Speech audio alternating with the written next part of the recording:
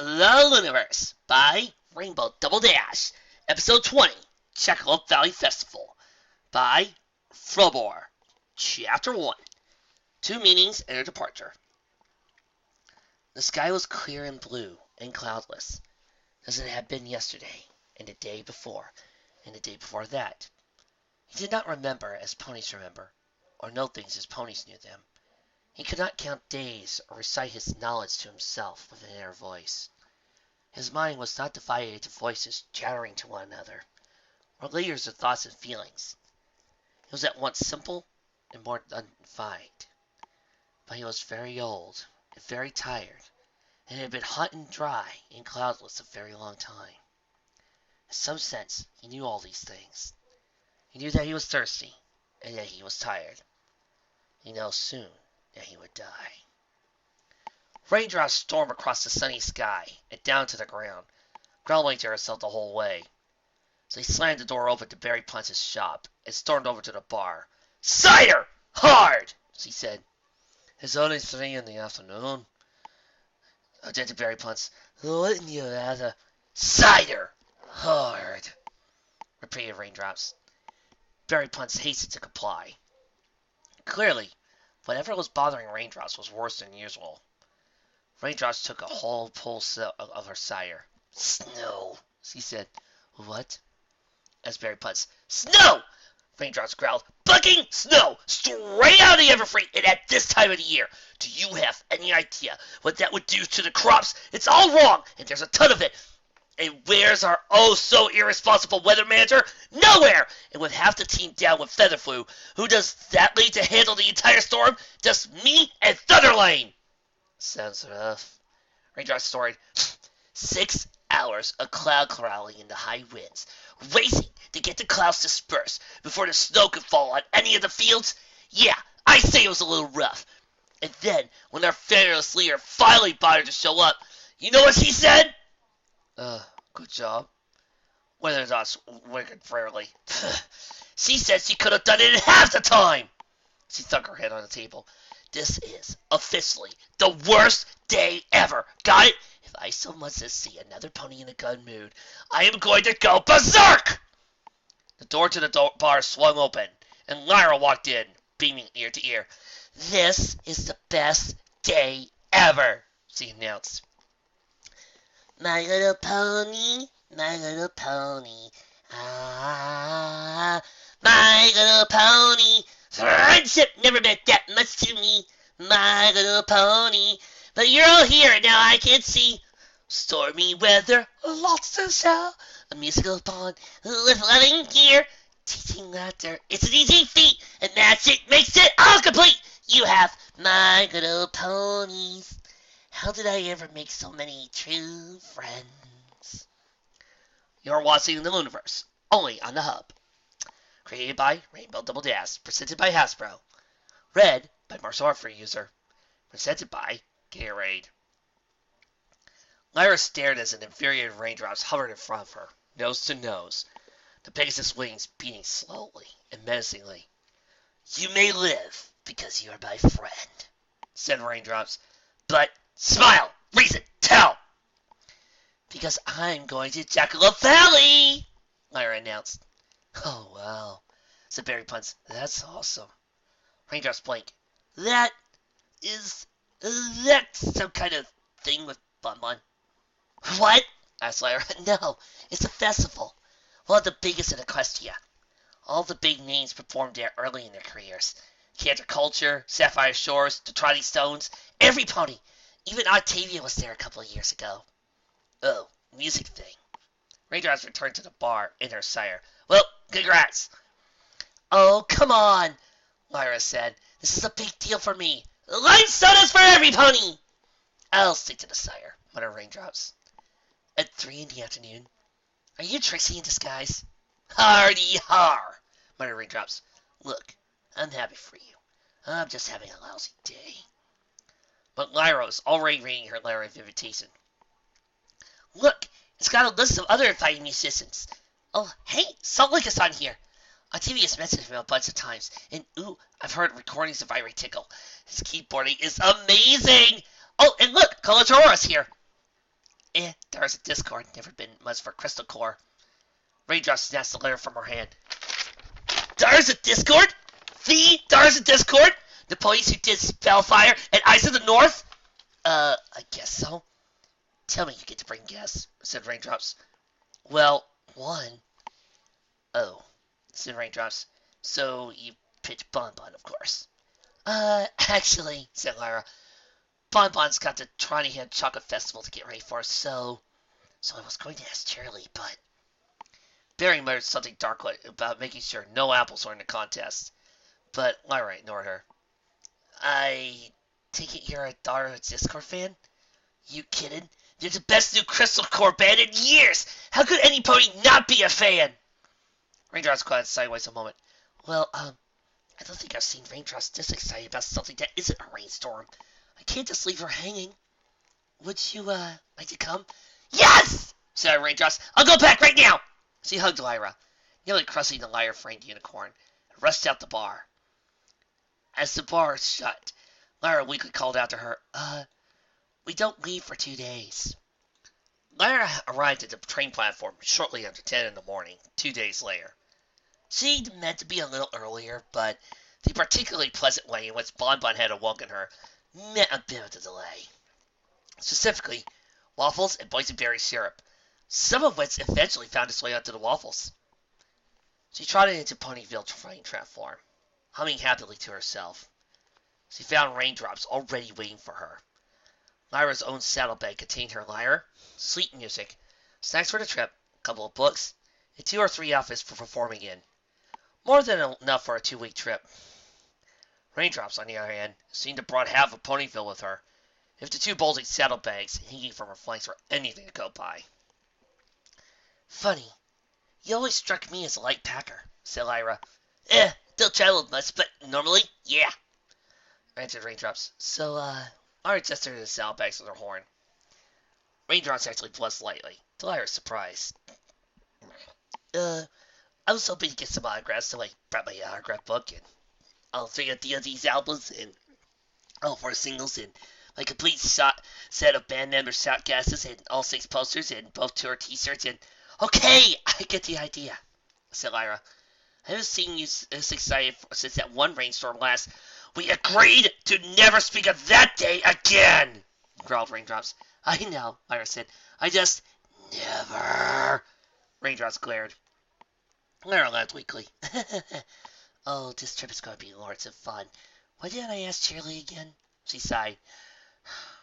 Because Raindrops is your friend, and you've never spent time alone with her. And she really wanted it. That's why. As the candy-colored train charged into view, a regular chatter of hoofbeats sounded, and the floating mass of speakers and turntables hovered into view, suspended in the glow of a unicorn levitation. Look out! Cried a subwoofer, slipped out of the mast and pummeled to the ground. Lyra's horns flared, and with a grunt of effort, she managed to catch the speaker just before it hit the ground. Sorry, muttered a sunglass-clad white pony. She settled the other equipment on the platform and shook out her wild, electric dark blue mane. Yeah, just in time, huh? Lyra pressed the nurse to roll her eyes. Final scratch. Are you taking the train too? Yeah, said the unicorn. And it's DJ Bone 3 when I'm working? Uh-huh. Lyra glanced at Raindrops. Did you know about this? She mouthed. Raindrops shook her head. You, weren't on the list, said Lyra. That? Nah, I go as techie. Set up speakers, keep 'em running with the old horn magic, that sort of stuff. Oh, said Lyra. I guess that makes sense. So, we're all on the same train, huh? Sweet. Let's get this party started. Sure. Need any help getting loaded on the train? Lyra asked, against her better judgment. Yeah, thanks. Filescranes answered, of course. When the speakers and mixing table and other equipment Lyra didn't even recognize were all fully loaded, the trio of ponies safely ensconced their sleeper car on board the 10:30 overnight to Dodge Junction. Final scratch thanks Lyra. It's your first year, right? Lyra nodded, looking around the small compartment that would be their home for the next 22 hours. It wasn't much. 3 bunks, one on each of the walls that wasn't a door to the hallway. Space for the bags under each bunk. A card table bolted to the floor in the middle of the room. Octavia's not going now that she's got a real apartment. And she reckoned me to her place. Sweet! Connections are awesome in this business. Final sprawled across one of the books. My third! Too bad turned out so low this year. What do you mean? Raindrops asked, still engaged in trying to force her second bag into the space under her bunk. Well, there were almost twice as many acts last year. Not a lot of ponies signed up this time around because... Maybe, Lara said thoughtfully, let's wait until after midday to talk about it. Outside the windows, the Ponyfield train platform began to slide toward the back of the train as the engine started chugging. Talk about what? Raindrops insisted. Final Scratch grinned. Yeah, you mean you agreed to come without any pony telling you about it? Seriously, said Lyra, I think we should leave it for a couple of hours. And I think I should know about it, Raindrops said, especially if it's a reason not to go. Fine, said Lyra. It's because of Corona's curse. Chapter 2, Ballad of Jackalope Valley. The train barreled under a bright blue sky, the blazing sun gold at the peak of its climb. In the second-class sleeper car, 2 unicorns and a Pegasus shared a compartment. Raindrops blinked. Curse? I thought that there's no such thing? There isn't, said Lyra. It's just a story, and maybe a bit of old magic. Foul Scratch grinned. Real old magic. Lyra sighed. Look, if we're going to talk about this at midday, can we at least close the shades? Raindrops shrugged and pulled the shades closed, plunging the compartment into cool shadow. Lyra concentrated, her horn glowing briefly. Displayed air banthed quietly as her lyre disappeared from her bag and appeared flowing between her hooves. Ooh, nifty trick, said Vile Scratch. Lyra strummed her instrument, thinking. There's an old song about it, she said. I memorized it for traditional ballads freshman year. Then I made an illusion spell song for it next year. I haven't practiced it in years, but let's see how much I can remember. The mid-colored unicorn began to sing along with the lyre's accompaniment, sweet and sad. In the days of old when sun and moon were sources of our hope, before the sun betrayed us all, there lived a jackalope. The loud of fire and an earth beneath the sea, of water and the airs above, a beast in you and me. I didn't know you played folk, said Vile Scratch. I thought you were all hoity-toity about classical. Lyra shrugged. Folk is where classical came from. Besides, I love music and I love old legends. Why wouldn't I love the combination of the two? She played 2 themes at once, one slow and one steady, and the other quick and shy. They should not have harmonized as well as they did. The jackalopes, according to legend, were half deer and half rabbit. The song tells that their buck was one of the oldest and wisest animals in the world, with great power over the magic of blended things. A combination that shouldn't work, but do. Like how water can flow in the air as clouds, even though water is heavier than air. Read that story. No, every Pegasus learns that in the weather kindergarten. See, the weather droplets... Lyra shook her head. No, I meant, symbolically. Raindrops frowned. This is the poetry thing, isn't it? Lyra shrugged, and Raindrops sighed. Alright, go on. Where does this curse go in? I'm getting to that, said Lyra. See, when the 3 tribes came together to found Equestria, legend says they went to the Jackalopes for advice, missing things that didn't belong together, you see. It's like what the Jackalope's all about, said Lionel Scratch, to Lyra's surprise. Before, nobody ever thought of making a country with more than one pony. But now, it's hard to think of how any country could work without all 3. Well, yes, exactly, Lyra continued. No pony knows what the Jackalopes told them, but it worked. And in return, they decreed that the most bountiful valley in Equestria would belong to the Jackalopes forever. And that's Jackalope Valley, said Raindrops. Where we're headed? Final grinned. Oh yeah, totes gorgeous. Pretty lake, hell of flowers. You could totally get your nature on. Lyra sighed. Well, that's what they say it used to be like. She began to play 2 new themes. one brass and the other cool and soft. They passed in the orderly cycle, taking turns stepping forward as the melody or lack of it back as the harmony. Lyra's horn glowed, adding just a touch of magic to the music. In her mind's eye, Raindrops saw them. The white and gold alicorn of day, and the black and purple alicorn of night. Beneath them spread the round, plastic lake and peaceful meadows of Jackalope Valley. Day and night cycle ended, centuries passing. But the valley remained unchanged and untouched. Oh, Raindrops said, guessing what was coming. Slowly at first, then faster and faster.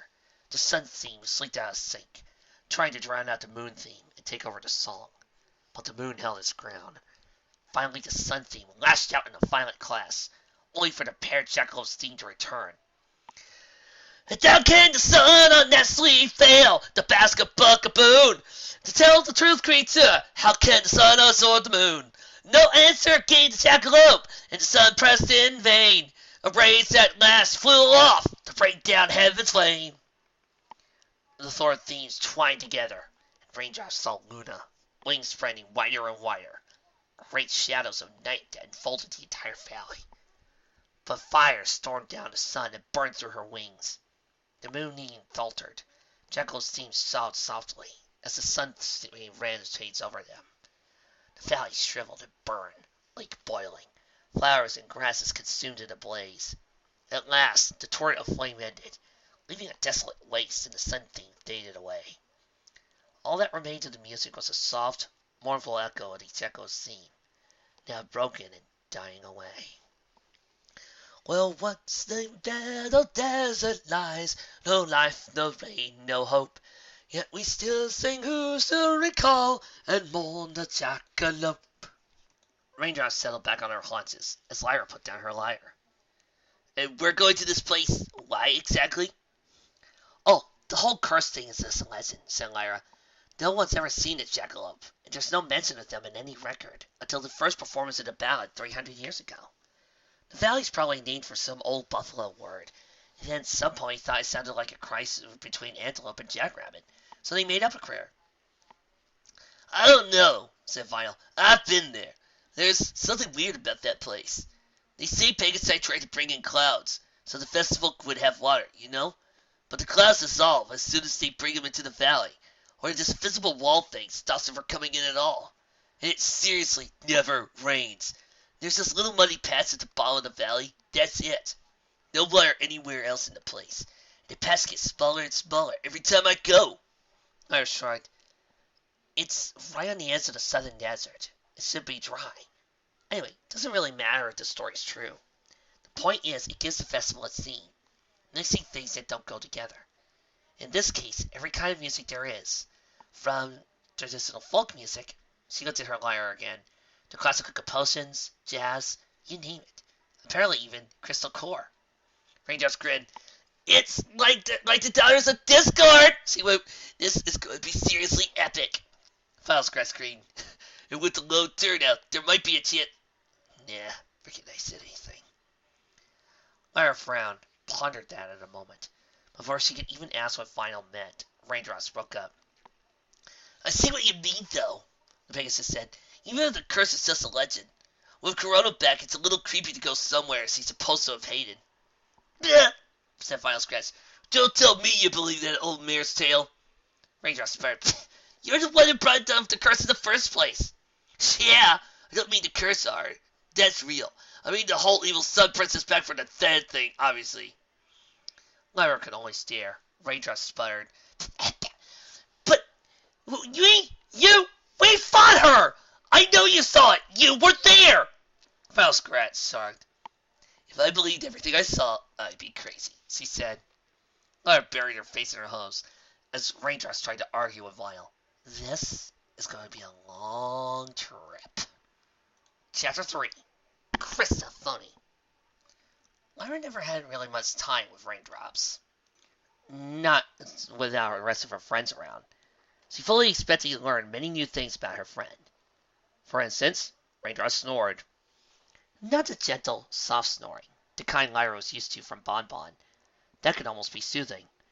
No, Raindrops alternated between grinding growls like an Ursa Major, made of lumber mills, whistling like a freight train. Or still, sometimes, without warning, she'd go completely silent. In those moments, Lyra froze, wondering if her friend had stopped breathing. Perhaps finally slain by the evil ghost of the Space Bear train mill that was clearly trying to possess her. Then, just as suddenly she stopped, Raindrops would start up again, snorting like an offended dragon, before settling back into Space Bear mill train mode. Lyra rolled on her side and tried to wrap the thin, train-issued pillow around her head. She glared at the sleeping form of Final Scratch. The moment he decided to go to sleep, she pulled on a pair of enchanted, music-playing earmuffs and dropped off. Lyra had been drifted away in warm, cottony thoughts that they were so rudely interrupted by the train crashing into a volcanic eruption. Or at least, that's what Raindrops had initially sounded like. Lyra had spent much of the next 3 hours trying to find the exactly perfect metaphor for Raindrops' snores. Lyra whickered her frustration and sat up in bed. She glared at Raindrops, wishing for deadly eye beams, or at least enchantment of silence-inducing ones. She slid to the floor and slipped out of the compartment. The dining car most likely be deserted this hour. Or maybe grab a couple of hours of sleep before the next stop. She walked down 3 cars of the gently swaying train.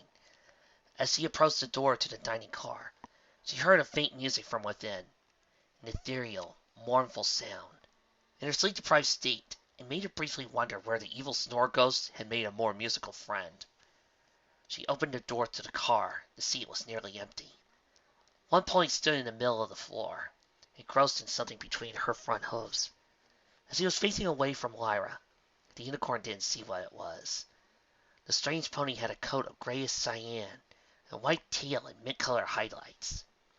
She had neither horn nor wings, but was more lightly built than most earth ponies. Judging by the shimmer of her coat and tail, she was most likely one of the crystal ponies of the far north.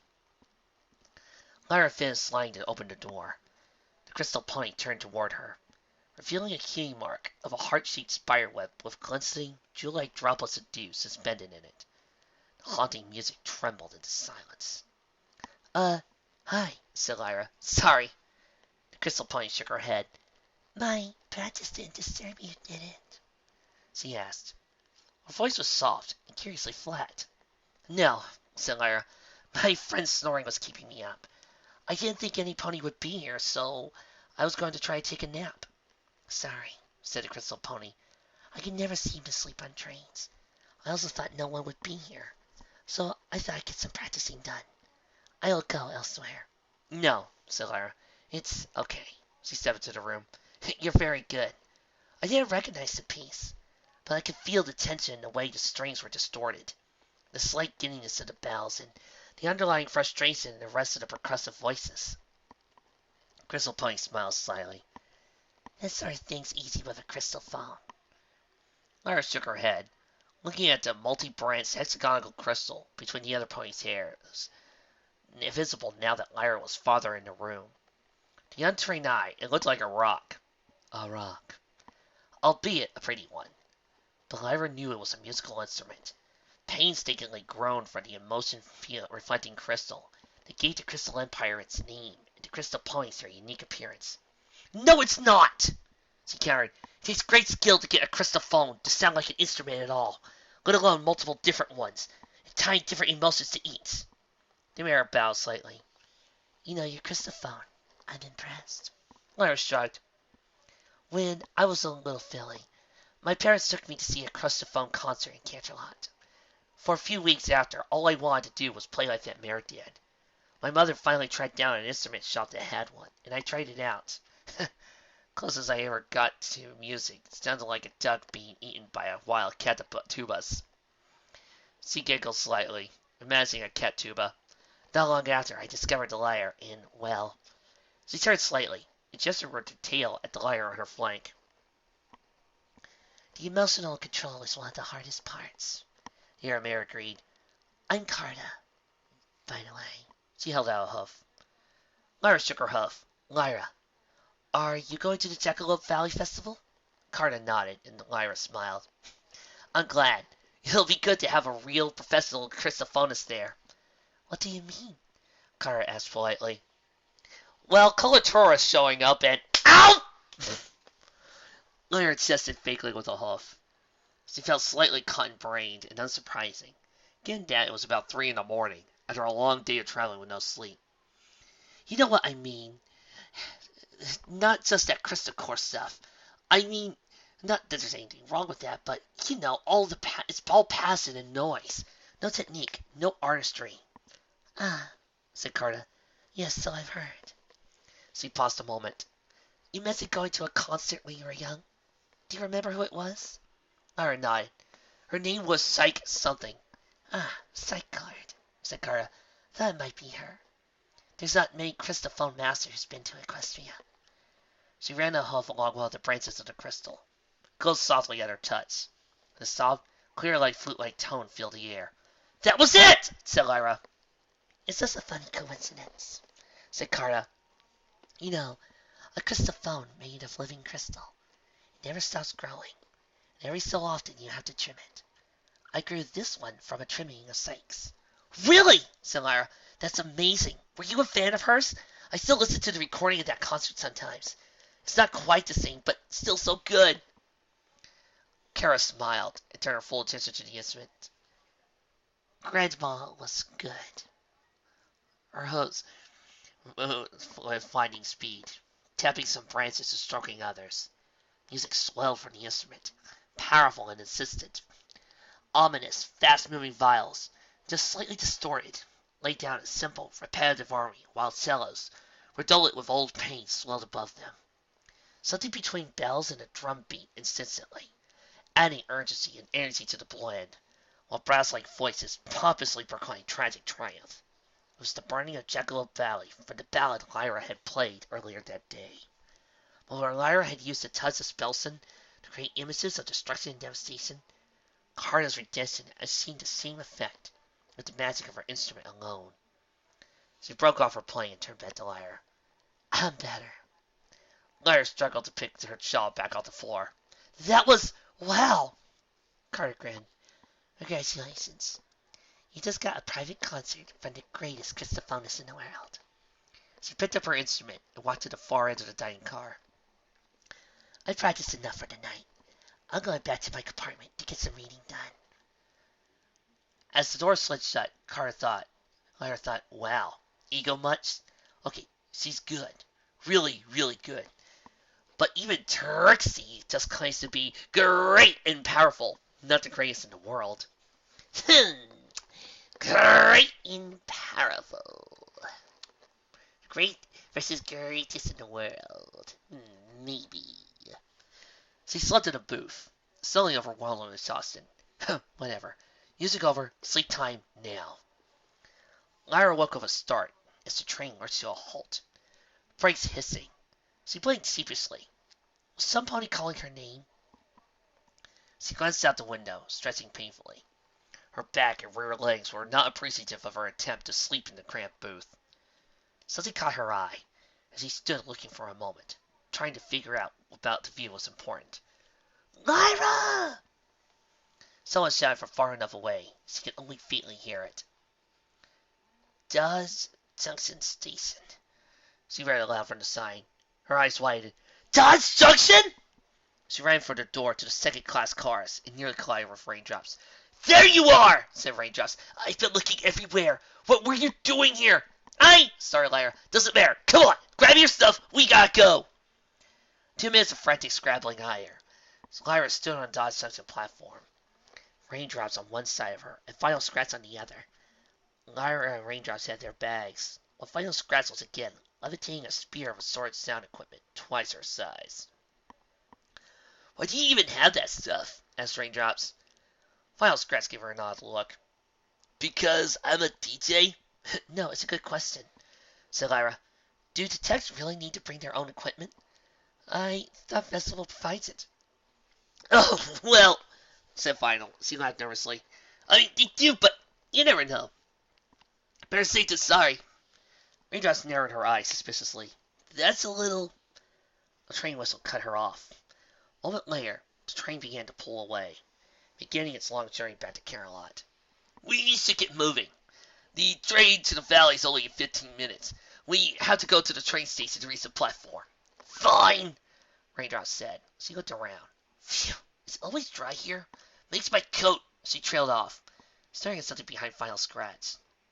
Mayor, if you think this is bad, wait to the valley. Lara turned to see what Raindrops was looking at. Standing on the platform, a couple of cars down, were 4 mares. 2 Pegasi, one carrying a guitar, several other percussive instruments. 1 unicorn carrying another guitar, and Carta. Oh my gosh, oh my gosh, oh my gosh, oh my gosh! Screamed Raindrops, attempting to hide behind Lara. It's them! Oh no, thought Lyra. No, no, no! She felt a blush ferrying across her face. After what I said last night, don't tell me Carta is... Raindrops continued to stare. Oh man, we just rode a train with the Dars of Discord, and I didn't even know!